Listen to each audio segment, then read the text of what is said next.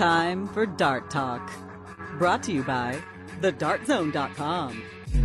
Stay in the zone. TheDartZone.com is an official Cosmo distributor and Windy City Fabricators, America's premier fabricators of orthotics and prosthetics. And Redwood Darts, America's newest tungsten darts. Stand straight and tall and hit them all. Redwood Darts. And now, here are your hosts, Mystery Mark and Steve P.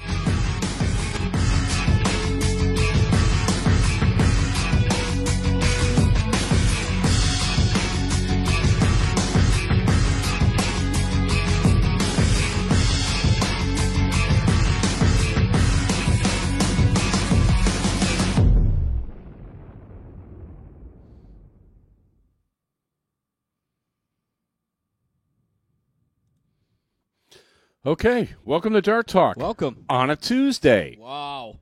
Omaha! Dart Talk brought to you by the Dart Zone. Stay in the zone. TheDartZone.com is an official Cosmo distributor. We had to give a little homage to Peyton, hanging up his cleats. Stellar career. Totally the right decision. I still say his father was a better quarterback, but I always liked Peyton. I always liked watching him play. I like guys that do it with their head. Even he was a junk baller late in his career, but could still get it done. I think that's cool. Somebody posted a picture of him as like a 19-year-old with a Tennessee uniform, and then his head, which his neck has gotten longer, and his head has gotten longer, and it says Peyton Manning stored every play he's ever run in his head. There's something to that, and we're not going to talk much football. I just thought we should say something for Peyton because we had a lot of Indianapolis viewers and Midwestern people, and there are certain players that even though they're really good, people dislike them for one reason or another, jealousy, or they beat your team too often. But Peyton's one of these guys that manages to win with grace and lose with grace, and that's rare in this world. So I do agree. Hats off to him.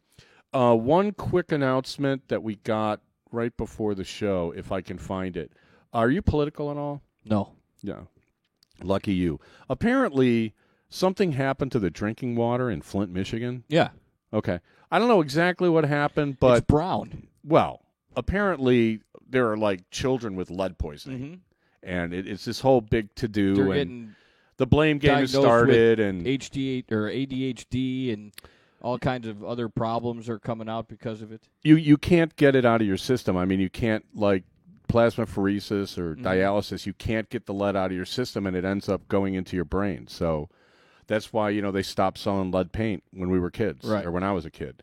So, but let me read this real quick. We just got it. I saw it before the show. The Michigan Dartsman Club is doing a benefit for Flint. It looks like they're doing doubles the week after the Indianapolis CDC. Think World Cup. One partner shoots best of 5-5-0-1, and the other partner shoots best of 3 cricket.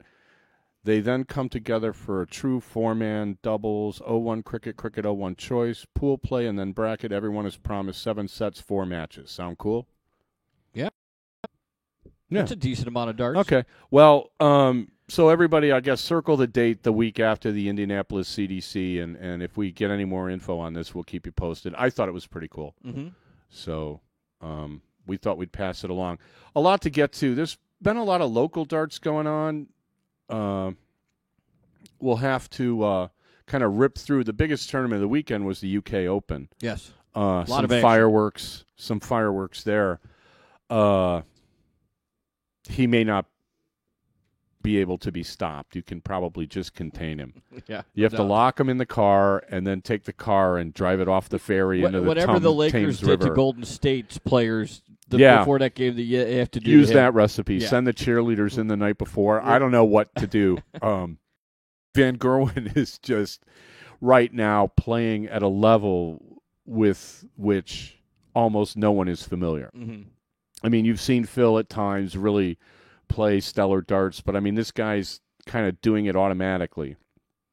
And I know he didn't win the world championship. I know Gary Anderson's the world champion. I know it's a long season, but I think you can get used to this. I think you could get used to major tournaments where Van Gerwen dominates the field. Well, I think it said that he's won 6 tournaments already this year. Well, he did the same thing last year, but he blew the big one. Mm-hmm. You know, and it's sort of like if you're going to win every sprint race and lose Daytona, there's a tarnish on your image that guys can rib you with. Yeah, too bad you can't win with the big one, kid. Yeah. Peyton Manning won 200 NFL games, and it's like, well, how many Super Bowls you win there, chum? Right. Yeah, because, you know, I know people that won more. I mean, it's just sort of, it's not really bar talk. I mean, it's just sort of like you're beating everybody in your generation. You're beating everybody in the generation before you. You're beating everyone on the planet. All you're playing for now is legacy and cash, right? Yeah, and the want to win. Well, yeah, but I mean, it's like, you know, like LeBron James saying, I'm the best player on the planet. Well, you know what? You're not. Now he's like a beautiful mind, too. Yeah. I don't know what to make of that guy, but Steph Curry's the best player on the planet. Well, yeah, he's proving it every night. He might have been the best player on the planet, but he's not anymore.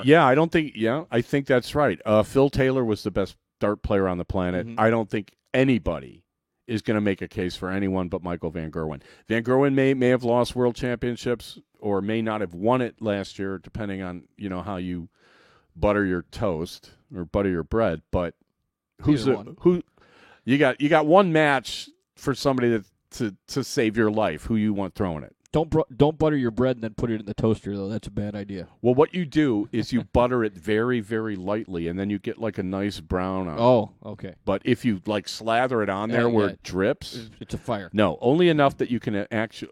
I love toast. Only enough where you can. It'll actually get absorbed, and then there's nothing leaking. Okay. It's like a very light thing on the outsides, and then you can butter the insides, and it's almost like a grilled cheese sandwich. It's very tasty. All right. Just might have to put that in the recipe book. Food tips for darters. Yeah. Like darters need them. I don't. Did you see what I posted? I was on Facebook. We'll get to the UK Open. I was actually on Facebook. So here's the deal. My older brother absconded with the family photo albums years ago. Right. We had big, thick binders and you know those plastic sheets where you put snapshots in 4 to a page. So you could open up the binder and literally go through the whole family history. Well, he finally digitized them. It took years. Yeah, so what did you say, 5? It might have been 7. I don't know. It's been forever. So I got a flash drive last week with 5,000 family photos on it. It was so I went down into the wormhole or the time machine or whatever, and so I actually changed my profile picture for the first time in 2 years. I spent hours on Facebook. Don't scroll down too far. Why not? Well, the further I scroll, the more I find stuff that I'm like, am I friends with this guy? I mean, I don't want to see political rants and all that stuff. That's why I like Twitter, because you can filter all that stuff out. And then, I'm friends with a lot of darters. They all have opinions. That's great. I just don't want to hear them. Yeah. I avoid all political discussion, not just from one side. From all sides. I just literally don't want to hear it. I'm kind of apolitical that way. I like that they're doing the benefit for Flint because it seems like there are people that there are victims that didn't do anything except drink water with lead in it, which is bad. The city had said the water was I think you could objectively say that's bad. Yeah. I mean, we were political. Who did you pick to play the blind draw with? That was kind of political last week. Mm-hmm. Who'd you pick? I picked Rubio. Yes.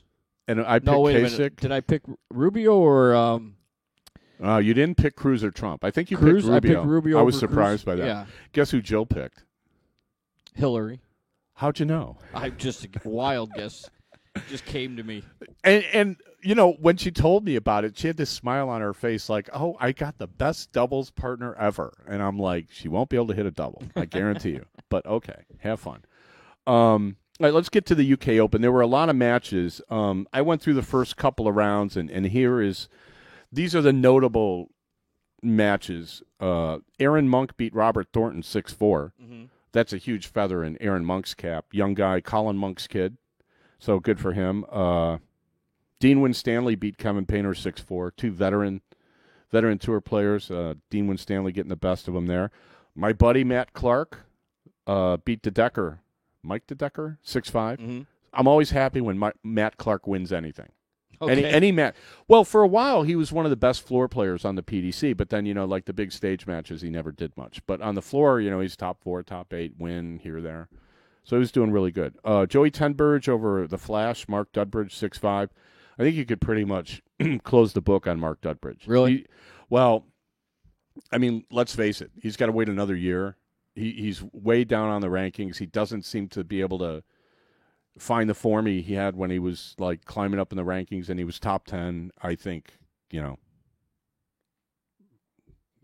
a nice run. I'll take your word on that. Here's a blast from the past. Andy Jenkins won 6'5" over Wayne Jones. Andy Jenkins was one of the nicest guys. You could find YouTube of Andy Jenkins playing when he was like 14. This nice, big, handsome, florid face. What a nice guy when he came to Chicago. I literally talked to somebody 3 weeks ago that was at the Monday Night Dart League. Oh, yeah? And basically said that, same thing. Andy Jenkins, he knows Andy Jenkins, and he's the nicest guy, nicest human. Talk about somebody to hang out in between matches and just, shoot the breeze with or talk a little darts. And how good he used to be. Totally nice. Well, yeah, he was like a youth champion. I mean, he was like a kind of a big deal. Yeah. So it's nice to see him having some success. Alex Roy, we said, he was top 32 when I first started playing, like the first PDC event I went to, beat Jeffrey Dezwan, 6'5". James Wilson. Over Clayton. Beat Johnny Clayton 6'3", and Rob Cross, the Riley's one qualifier. Of the 32 Riley's qualifiers. They had a good weekend, seems to me.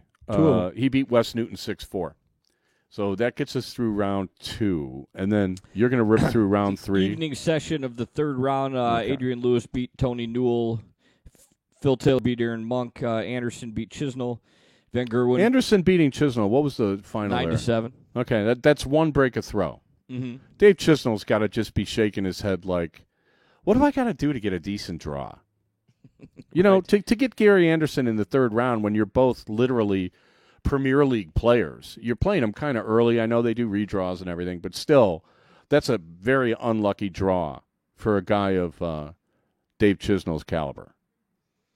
Van Gerwen took care of Ryan Harrington. Alan Norris beat Jermaine Watamina. Whitlock beat Ian White. News alert. Simon Whitlock won a match. Yeah. Welcome back, Simon. Webster over Matthew Edgar. Peter Wright beat Steve Beaton. Joe Cullen beat Mark Frost. James Wilson over Renee Edams. Stuart Kellett over Joey Tenberge. What was the Kellett score there? 9-7. One break. Tough matches. Yeah. Ricky Evans over Andy Bolton. Ryan DeVried over Josh Payne. Dirk Van Weevenbode over Robbie Green. He did that just to spite you, so you'd have to read his name in the next round. I would have had. Oh, yeah, right. So I had to read more than once. Van Barneveld took care of David Pallett, 9-8. 9-8. Yeah. Well. Yellow Clausen over Matt Cork. Vander Voort over Win Stanley. And then Rob Cross beats Jeffrey DeGraff. And Rob Cross, the Riley's qualifier. Yeah. We're going to keep mentioning that. There's 2 of them, right? There are 2 of them. Okay. Caven against Lee Evans, over Lee Evans. Terry Jenkins beats Hybrix. Webster over Andrew Davidson. Which Webster is that? Darren Webster. Okay. Menser Sulovic over James Wade. So you get some joy. I swear, I bet you if I put on the internet or I put on Amazon that I had a Menser Sulovic voodoo doll that would make him miss darts, and I sold it for $15,000, I guarantee you James Wade or his wife bids on it. Really? I think I can make an easy. Beat Menser? I can get an easy $15,000 on that one. Swear to God, Menser Sulovic voodoo dolls. Maybe there'd be more than one. Okay. All you entrepreneurs out there, here's how you want to make some pounds or euros. Here's what you do. I don't think Menser Sulovic would be very happy that there's a bunch of voodoo dolls. Maybe he would buy them. He'd buy me out of them to keep them off the market. I mean, maybe the thing to do is sell those and Van Gerwen ones. This is now your $1 million idea. It sounds like. Desperate people, they turn to funny places. Kim Hybrix beat Steve Maish. Bunting beat Jamie Lewis, 9-8. 9-8. Wow. Justin Pipe over Alex Roy. Joe Murnan. The thing that wouldn't leave. Did you ever see that old SNL skit with John Belushi? It was called The Thing That Wouldn't Leave. Yes. It was. He comes over and he won't leave this people's apartment. Yeah. And they're doing everything they can to get him out. And finally he's like, "Excuse me, can I make a long-distance phone call?" And they're like, "Ah." That's Justin Pipe. Murnan over Gerwin Price. Kyle Anderson over Andy Hamilton. What was the Gerwin Price score? 9-8. Wow. I'll bet you that was a cracker. Barry Lynn, your other the other Riley's guy. 9-6 over Brendan Dolan. Originally, I thought it was Barry Lyndon, and I was going to put like a little meme with Ryan O'Neal, but then it's only Barry Lynn, and I couldn't do anything with it. Benito Vandepas over Mervyn King. That's big. 9-7. You know, those are the kind of wins for a guy like Benito that are going to help him down the road. You collect enough of scalps of these guys that have been top 16, top 8, and it'll give you confidence that you can pretty much beat anybody that isn't bald Dutch in their 20s and about yay high. And hits nothing but triples. Yeah. Triple 20s and doubles. Double outs. The Voodoo Dolls coming soon from Dart Talk. Michael Smith beat Daryl Gurney. John Henderson over Magnus Karras, and Andy Jenkins beats Richie Corner. Well, I'm glad I didn't see the Magnus Karras John Henderson match because I get seasick watching Henderson throw, and Karras annoys me. So, good. I missed that. Good that Congrats you missed to that. Everybody who played. I'm sure it was edifying. All right, next. Where are we now? Rounds. We're due for a break if you would like to take one. All right, one. we'll take a break. We'll come back to the fourth round. We'll come back. We'll do the fourth round and the subsequent rounds of the UK Open. You're listening to Dart Talk with Mystery Mark, Steve P. We're back on a Tuesday, and back in a minute.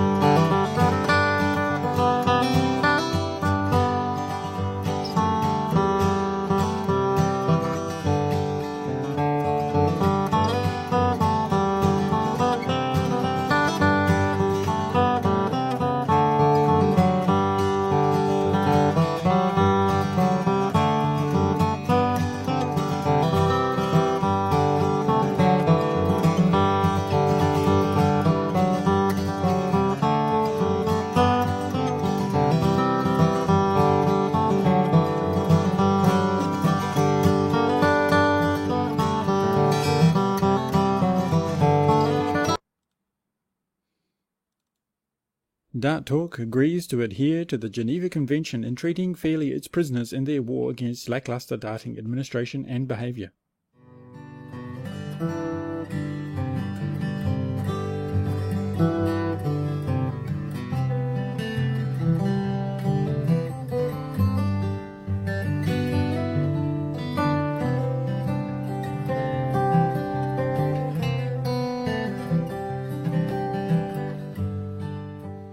Okay, back for the second quarter of Dart Talk, brought to you by the Dart Zone. Stay in the zone. TheDartZone.com is an official Cosmo distributor.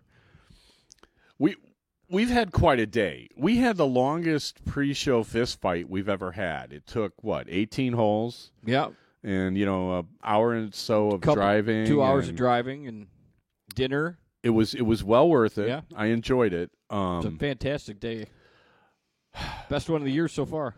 It's so, when the weather starts getting good, it just puts you in such a good mood. Yeah. It's like enough of this ridiculousness where I can't go outside because it's too woeful. Okay, where are we? Round 4 of the UK Open. Let me just run the disclaimer that I was supposed to run 20 minutes ago and forgot. The views, opinions, rants and rampages expressed on Dart Talk do not necessarily reflect individually or collectively those of our sponsors, co-sponsors, wannabe hosts, hearing-impaired critics, or those with a penchant for attitudinal dysfunction. We at Dart Talk strive to provide you, the listener, with an educational, entertaining, and fun-filled experience each and every week. If after the show you, the listener, find yourself feeling uneducated, unentertained, and or bored, we at Dart Talk consider that your own problem. Okay, thank you for that, Aaron. Okay, so 4th round UK Open. Correct. Had more matches. Who won? Simon Whitlock.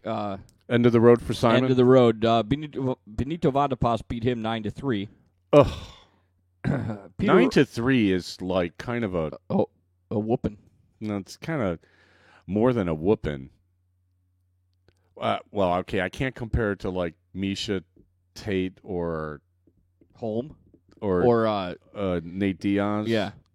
Did you see the thing? If you bet on Misha Tate, Nate Diaz, and the Lakers in a three-way, I didn't see this. No, in a three-way, if you took those three-team parlay, yeah, if you took those three for $100, you won $77,000. Upsets. Did anybody do it? No. Okay.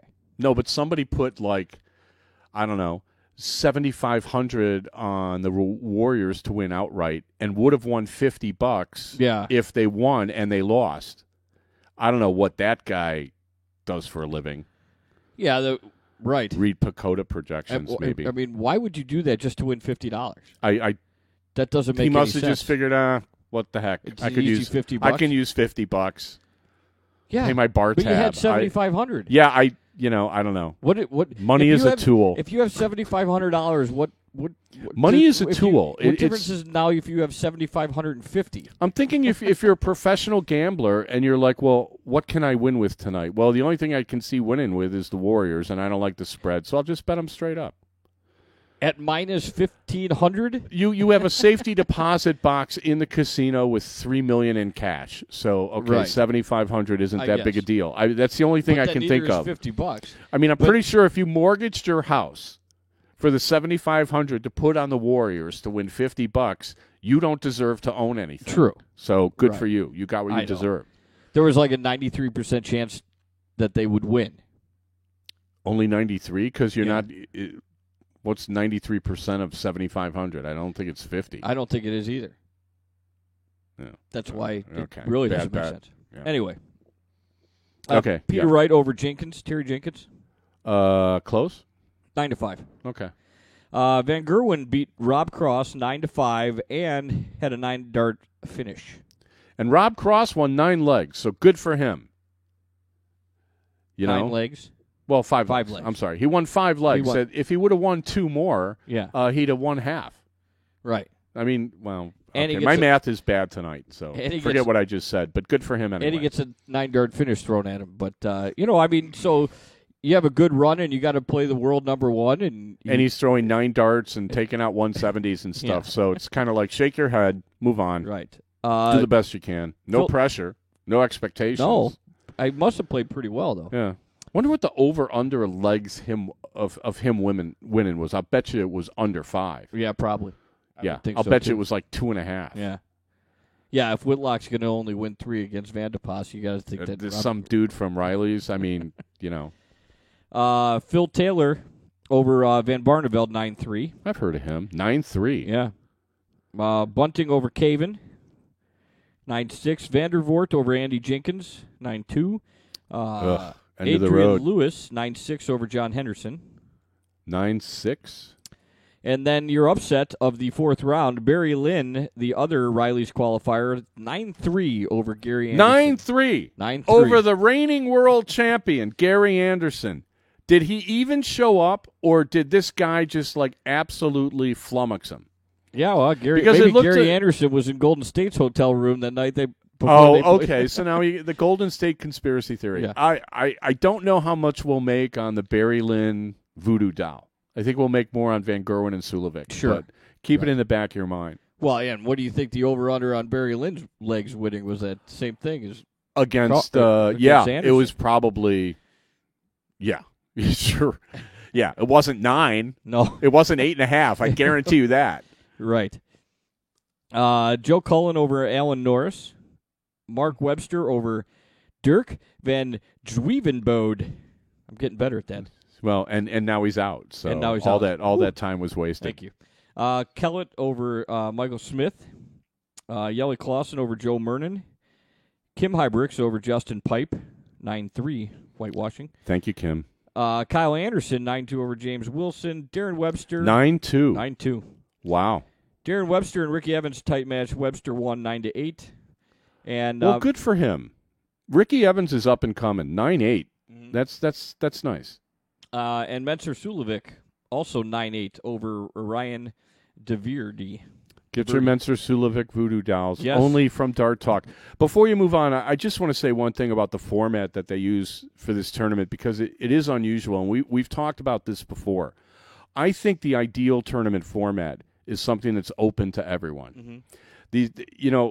One of the things that they do in America that I'm not wild about, and I think probably hampers especially attendance at a tournament, and I understand the reasons why they do it, and I'm just saying that it's like open tournaments are where it's at.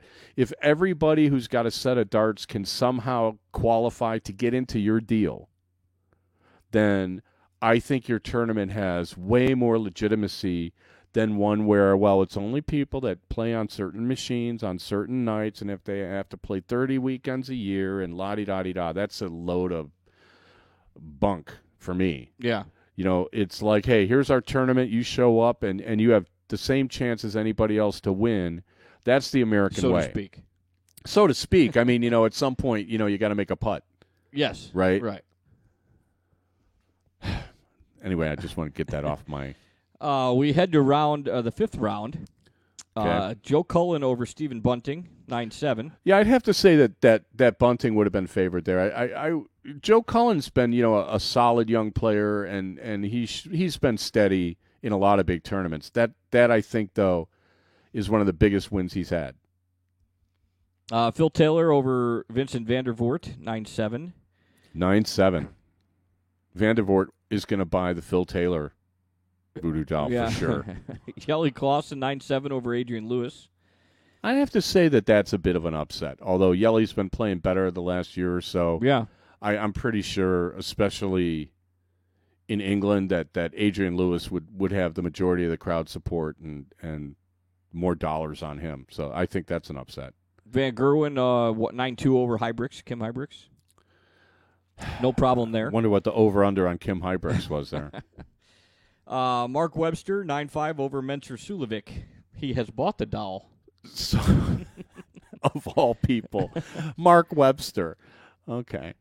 Barry Lynn, again, 9-5 over Stuart Kellett. You can't stop him. You can only hope to contain him. Good for Barry Lynn, Riley's qualifier. Peter Wright, 9-5 over Darren Webster. And Benito Vandepass's run has ended. Kyle Anderson took care of him 9-2.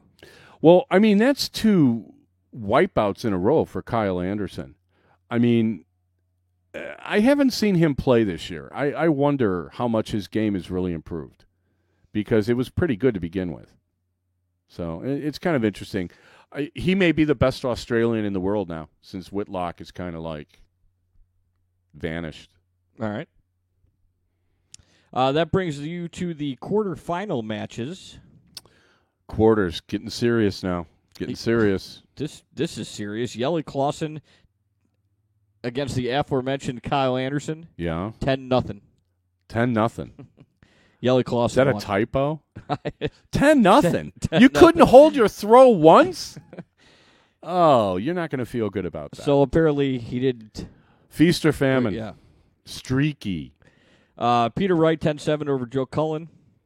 10-7. It's a match. Barry Lynn gets to play Michael Van Gerwen, and he loses 10-6. 10-6. So, 6 legs for Barry Lynn. But over-under probably wasn't 6 either. No, I'm sure he's over. I'm sure the over-under was like 2.5 or 3. Right. And Phil Taylor took care of Mark Webster 10-3. Good. I think Taylor gets special satisfaction out of thumping that guy. Really? Yeah. He beat him in the Worlds a few years ago, and I think Taylor's like still mad about it. He doesn't lose that often, so he probably doesn't let go of it. It's kind of what I suspect. Yeah. So your semifinal matches, Peter Wright takes care of Yelly Clausen 10-5. 10-5. And Van Gerwen takes care of Phil Taylor 10-6. 10-6. Not much drama there. No. Taylor was up, too. Taylor was up 4-1, I believe. So that means he lost 9-2. 9-2. Lost 9 out of 11. Mm-hmm. That's a blitzkrieg. Well, okay, that's German. What's Dutch for? I don't know. The dike. I guess the dike burst. I'm not. I'm not Dutch. I don't have any good Dutch metaphors. And then the hash bar was open. I mean, I don't know. Since we opened the show, we have already told you who won. Yeah. Van Gerwen easily took care of Peter Wright, 11-4. Yeah, and he had a total of 4 170 outs and a 9-dart finish from round 4, quarterfinals, semifinals, and finals. You think about that, 4 170 outs. I mean, how many times do you play 170 and you're happy you get 1? He got 4. Yeah. I mean, there's a guy dialed in. There's a guy locked in right there. Yeah. And the Dutch, I was trying to explain this to Jill. She was talking about warming up and stuff. Where are we on time? Oh, we got a couple minutes. All right. Well, she was talking about warming up and stuff, and I was like, one thing that I found really helpful a couple of years ago warming up was trying to take out 160s. Mm-hmm. Because you have to be able to hit the top of the board and you have to be able to score. So, if I'd go like, ton, then I'd go 120, and then I'd, whatever, 140, and then I'd hit a 160 and try to hit it. I think the most I hit it like in 15 minutes before a match is 3 times. 170, 4 170s in a tournament. For one, he set it up. He keeps setting it up. I was going to say he had 4. I mean, at least 4 whacks at it. Yeah, so I mean, he's throwing a good cover shot somewhere. Mm-hmm. You don't end up on 170 normally. No, nickel players do. Yeah, look, after 170. After 21 darts and. And it's the nice leave joke. Hey, nice leave. They were on 171 and they threw a fat 1. Hey, I'm on an out. Yeah. Yeah.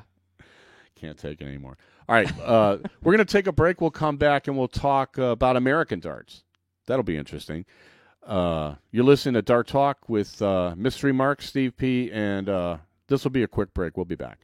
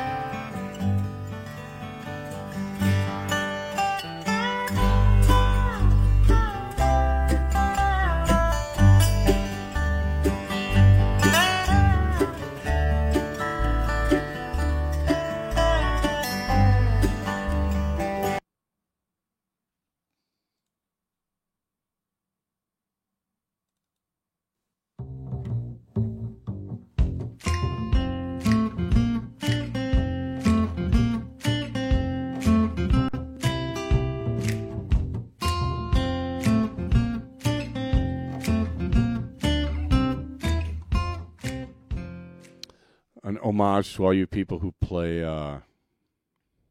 Farmville. Well, I saw Goofy in the chat room, and I thought I'd cheer her up. Okay, so talking about American darts. One post in the chat that she needed to be cheered up.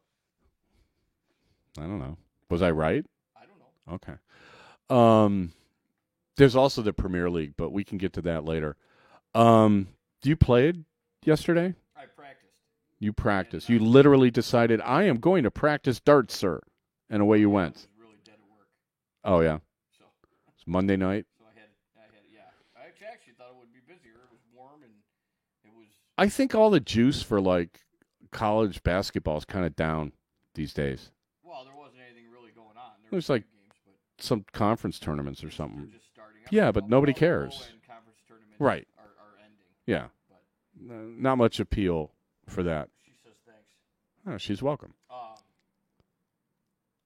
So I had a chance to go back there. That there was no league.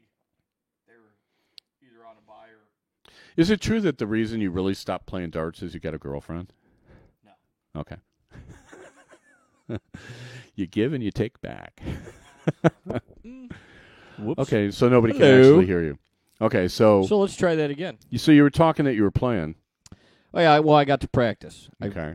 It was dead. And, I had some time, and so I just started out, and I really just said I'm gonna follow through to the board. That's the only thing I'm gonna concentrate on. I'm just gonna spend 10 minutes of making sure that I fully extend my arm and throw the board, whether it's hit the bullseyes or just anywhere, and mainly the bulls, just to try and make sure I get like a snap. Okay.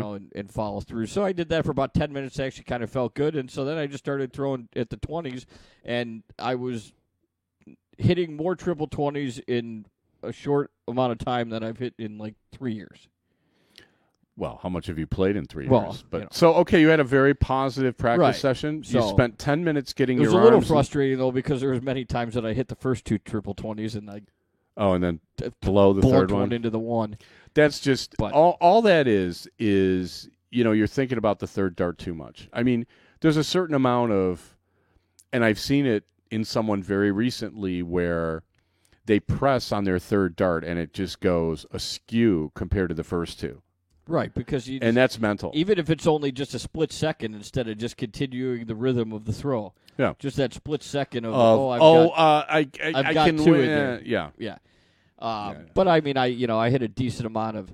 The more you hit them, the easier it gets. Yeah. It's funny how that works. I mean, at some point, you don't even notice them anymore.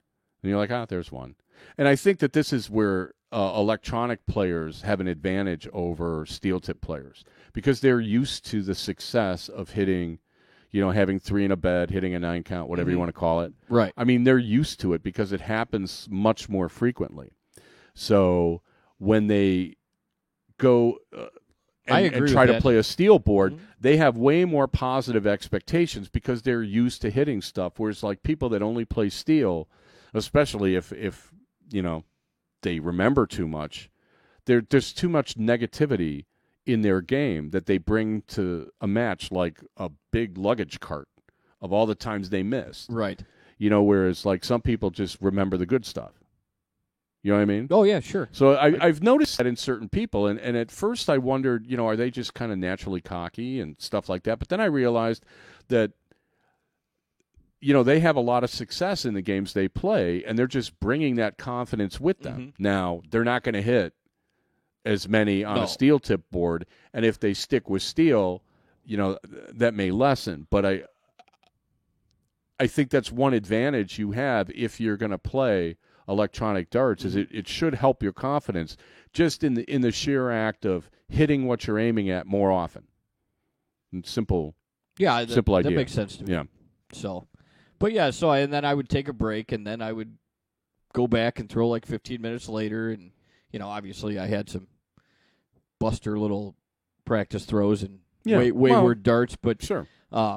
Overall, I mean, it was just that it seemed to me that I'm gonna have to try it again, but that first 10 minutes really kind of set up more because then I didn't have to concentrate on following through to the board anymore, and it was just like I warmed up like that for 10 minutes and not caring where it went, not caring what happened, and just trying to make sure that I had full extension, and then for the next really actually probably threw for 45 minutes on and off, 5-10 minute breaks here and there, but 5 minute breaks whatever.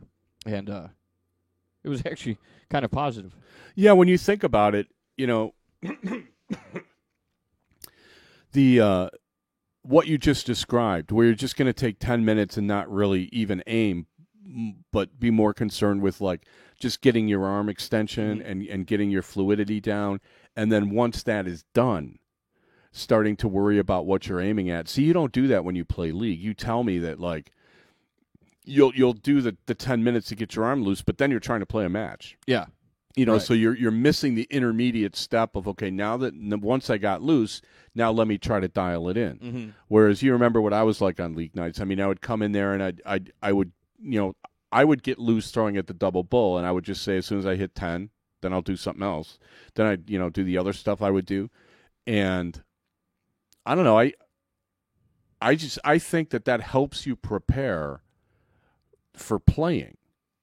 A lot of people just jump into games, and I've seen this. The absolutely. funniest thing is you go to like I went for a couple of years, every year I would go to these big darts live events, and they would have the machines on free play, and people's eyes would be bugging out. Ooh, free play, free play. And I'm trying to warm up for a tournament, and they're over there playing legs. And I'm like, they're not even playing the game we're going to be playing. Right. And they're just like, no, it's free play, it's free play. And I'm like, yeah, I get it. Well, what are you doing? I'm like, well, I don't know. I'm just kind of throwing 3 at every cricket triple. And they're like, well, why would you do that? I'm like, because I'm warming up, and this is. And the guy looked at me like I was absolutely from outer space. Mm-hmm. So I mean, it's kind of a weird how you're introduced to the game, how you're used to playing the game, the environment that you play in, the people around you. Kind of you pick up their habits, good or bad. Everywhere you go. And it's kind of funny that it turns out to be like, ooh, free play. It's like, all right. I just find that kind of amusing. A bunch of quarters into a machine. Well, that's the other thing. I mean, steel tip players never really worry about that. Yeah, never enter their mind. I remember going into somebody's got this like brick and mortar dart store with these darts live machines, and I went in there to try them out, and I'm over there just throwing and throwing and throwing, and the owner kind of looked at me, and then 5 minutes later, he's looking at me a little bit longer, and then 10 minutes later, he's looking at me. Finally, he's like, why don't you play a game? And I'm like, I'm not even warmed up yet. He's like, you've been there for 20 minutes. And I'm like, yeah. Like, seriously? Phil Taylor warms up for 4 hours. Right. I got 20 minutes. And now it's like, what? I got to pay rent on this board quarters. and, like, whatever. 20 minutes and nary a quarter in my machine? If I give you $10 an hour to rent this board, will you promise to leave me alone and keep everyone away from me? Because that is worth $10. Right. If you keep all the drunken knuckleheads from wandering over saying, hey, you playing darts? Hey, you want to play a game? You want a game? Yeah, I'll play you. I'm really good. Can I use your darts? I mean, if you keep those people away from me, $10 an hour, it's well worth it. If I'm going to go out and actually try to, play well. Right. I remember there was this firefighter I ran into one of the few times I've been out throwing in the neyborhood. Was that his name? No, I don't. I ran use into people's names on the show. If he listens to I it, ran he'll know. Into. Well, no, it was funny because we were playing legs, and I was having a real hard time. I hadn't been playing, and my darts weren't flying the way they're usually flying. I was a little concerned. And then on the board next to me, these like drunken girls were like dancing by the board and all this, and I must have got this look on my face like, give me a break. And he's like, just don't worry about it. It's like they're just having fun. And I'm like, dude, do you realize all I'm trying to do right now is I'm trying not to suck? And it's hard. Okay? Right. And he just gave me this funny look. Well, guess what just went on sale 2 days ago? The Chicago Cubs are doing this charity for cancer along with Corked Baseball. So they have blue T-shirts with a white outline of Joe Madden's glasses, and the motto is "Try not to suck." Oh, nice. And I'm like, well, pretty sure I beat you to that one. Yeah. But I feel like I get plagiarized all the time. It's okay. I'm used to it. So where are we now? There's some stuff going on locally that I know April 8th, they are having a CDC qualifier at the Blazing Saddles tournament in Kentucky. Okay. Somebody's actually asking me if I'm going to go, and I'm like, me? Go to a dart tournament? Seriously? I got to go somewhere. Eventually you're going to one, aren't you? Yeah. I mean, it's just like, I got a lot going on. I've got a lot going on. Yeah. And I just, traveling to tournaments, I just can't do it right now. Hopefully, and then somebody's trying to set up with me, and they're like, well, where are you going to go? And I'm like, well, I think I'll go to Nashville. And they're like, well, they don't have a venue. And I'm like, what? So apparently the hotel in Nashville wants to charge, like, way more for the rooms than they used to, like $159 a night. Is it the Marriott? They got to cover the Aaron Andrews settlement? It's not a Marriott. It's Millennium. Oh. But they want to, like, basically charge an extra 50% on the rooms or something. And to be honest with you, the hotel does not have a jacuzzi. The food's not that They're going to great. charge extra 50% on the rooms because of the dart tournament? Not necessarily because of the dart tournament. They just want to raise their rates. This is the hotel that the Titans use for their training camp and stuff. Okay. They have their own private floor with the key cards. I told you about that. Yeah. Like I told the rookies, yeah, you sure they gave you the right key card there, guy? They were looking at them, and the things are blank. They don't say anything. I just got a chuckle out of that. Like Jill would sit down there with this guy from South Carolina, Pat Hewitt, fantastic guy, and the players would walk by and they would try to guess what positions they were based on their body type, and then ask them what position do you play to see if they were. I mean, it sounds like fun. Yeah, it's better than betting on whether a plane's going to be late, like Kramer at a airport. Right. And it's a nice hotel, and I like going down to Nashville. I've been down there a lot of times, but if they're going to start making it like $180 a night, there's going to be people not going. Of course. As soon as your attendance starts to drop, then you get this regression, and pretty soon you're down to being like just a local tournament with a few, the usual suspects, like the 10 people that want to go to tournaments every weekend. They've always been able to in the past. I mean, I have no idea. I just heard about this yesterday. I mean, I'll call it unconfirmed, although I have it on good authority that this is a problem. And I'm thinking, move it out of Nashville. Move it to someplace, 30 miles away. Right? Instead of being in Nashville, have it, over there. And, yeah, I don't know how many people fly in. I mean, this airport does give you a free shuttle back and forth from the airport and stuff. But, I mean, I'm too old for 7 people in a room to economize and sleeping underneath the bed. You know what I mean? I can't do that anymore. So it gets down to the point where the economics of the tournaments, you're not raising your payouts. You're raising the expenses on the players. I mean, that's a bad combination. And I don't know, people chasing points and whatnot. By July, there's fewer people chasing points than there are in January. People that don't go. It used to be with the ADO stuff, the people that didn't do good in April or January and February and March didn't bother with anything that wasn't local after that. Now it's maybe different. But that's kind of sad because I like going down there and nice people and stuff. Yeah, and it's a great city. Although I was irritated last year, I didn't get a ton 80 glass for hitting a ton 80. And we don't do that anymore. And I'm like, seriously? Because I got a collection dating back like 7 years, and now you're cutting them off? I mean, I hate seeing stuff like that. I mean, if your tournament can't afford $50 for a bunch of glasses, you need to consider what you're doing. Because the average darter's spending like, I don't know, $1,000 to go to a tournament, and you can't come up with like, a $3 glass. I don't know. Cutting corners. I don't know what you're doing with the money. That's what I always wonder. So, but that's a fun tournament. I've always had a good time. They have a long format 501 singles on Friday night. I mean, sad. So the CDC stuff. There's also guys running around trying to qualify for the Premier Cup, which I assume is this big buy-in soft tip tournament. And again, I guess as long as you're out there playing and there's something at the end of the line, it's good for the players. It's more opportunities to play meaningful matches. So I guess we should say great, all for it, right? Yeah. Regardless of what it is. I mean, I'm not a big proponent of blind draws and things that involve a lot of luck, but it seems to me that, this is a positive thing for the world. I would concur. More world peace if people threw darts instead of, RPGs and of course. Hand grenades. Yeah. Right. Less injuries. Where are we on time? Oh, we are due for our third break. Our third break. Okay, this will be quick. You're listening to Dart Talk with Mystery Mark, Steve P., and we'll be back in a minute.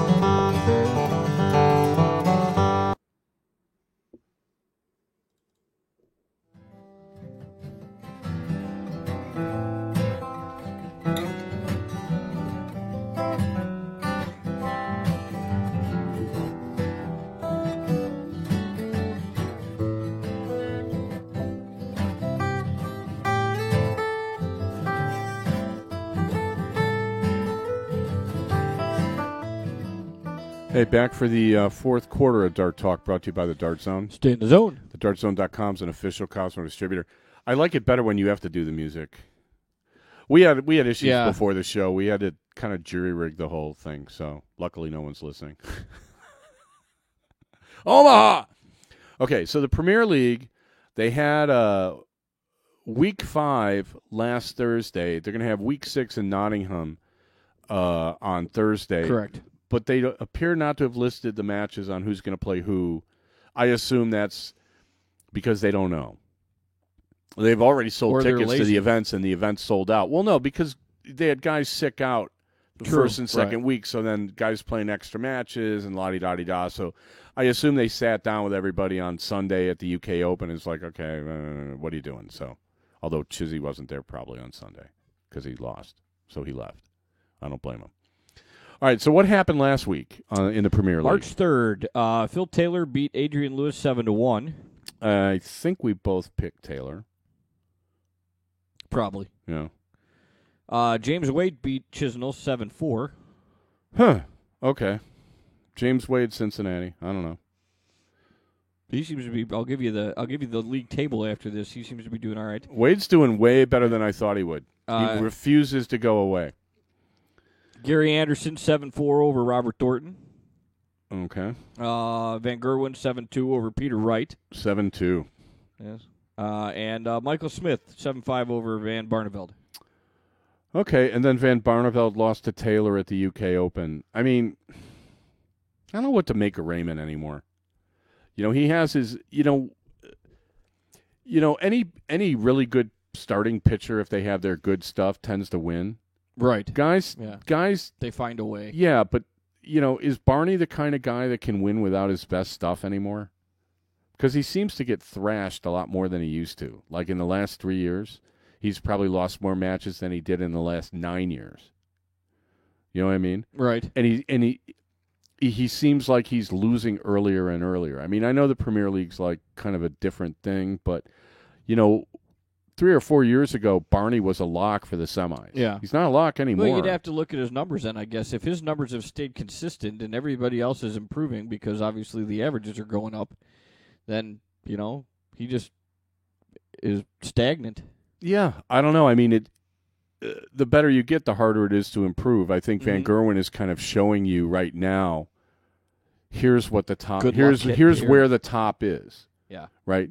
I don't know if you can reach it, but here's where I'm at. And, people are – it's not the kind of sport where you could grab them by the ankle and drag them down and then pass them. Mm-hmm. You know what I mean? Right. I mean, like maybe in your bar league you can get in somebody's head and, mess up their game or, open a door when they're throwing and have a draft or, what have you. But at this level, that's not going to work. You have to put the time in and you have to find a way to become more accurate because this kid is like – he's really good. It's not just that; it's how confident that he plays. Mm-hmm. The confidence he's playing with now, and he was always confident, is like compared to 2 years ago. He's convinced himself he's the best player in the world, and nobody's he's how old? 22. Yeah, no, he's older than that. He's like 25, I think 26. But nobody's arguing with him, right?